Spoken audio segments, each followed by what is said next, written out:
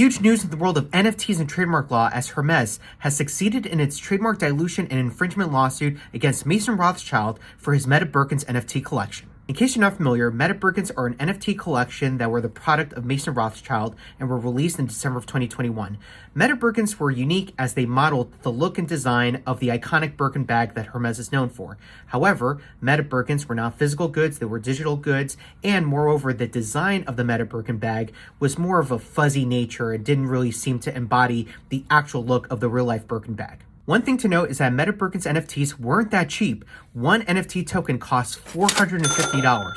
So of course, Hermes got wind of this and they filed the trademark dilution, trademark infringement, and a cyber squatting lawsuit against Mason Rothschild. Throughout the course of the trial, which lasted just about a week and a half between opening arguments and jury deliberations, Mason Rothschild's attorneys argued that his use of the Birkin bag design in MetaBirkins fell square under the First Amendment right of free expression, basically arguing that he was merely exercising his artistic talents, no different than when Andy Warhol exercised his artistic talent with his Campbell's Soup Can series. The counter-argument from Team Hermes, however, was that the use of the name Birkin in MetaBirkins is likely to cause consumer confusion. Not to mention, the design of the NFT was designed to look like the Birkin bag, which is a registered trade dress in the U.S. Patent and Trademark Office. So, of course, it could lead the reasonable consumer to believe that this was endorsed by Hermes or was affiliated with the actual Birkin good itself. Text messages by Mason Rothschild that were admitted as evidence in this trial seem to suggest, however, that he was less concerned with artistic expression and more concerned with conducting pump and shill tactics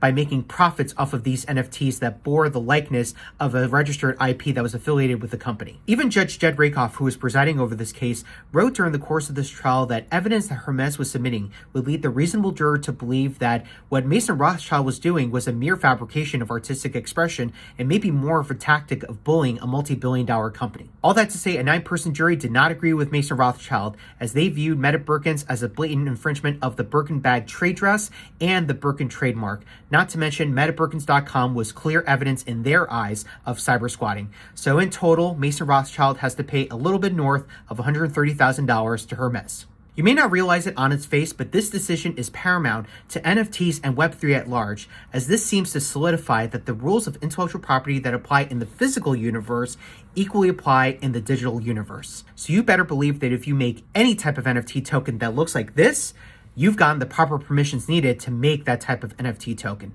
Now, Mason Rothschild took to Instagram thanking his attorneys for their help during this case, but based on what I'm reading in this caption, the fight is far from over. We definitely are going to expect an appeal here. But what do you think of the MetaBirkins Hermes dispute? Do you think that this is a good win for luxury brands, or do you think that this endangers the success of Web3?